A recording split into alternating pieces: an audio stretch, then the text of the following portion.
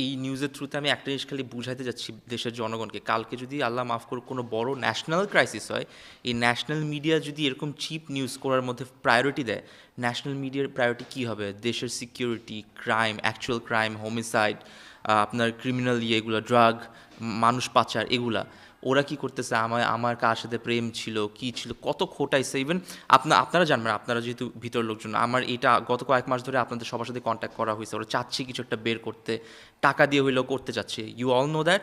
আমরা এটা নিয়ে কথা বলি না কেন? বিকজ উই অল নো যে আমাদের এত নিচে নামতে হয় না, আমরা এটা নিয়ে কথা বলি না। বাট ভিতরে সবাই কিন্তু জানে যে কেউ ট্রাই করতেছে। বাট এই জিনিসটা তো স্কেয়ারি কেন? দেশের জন্য।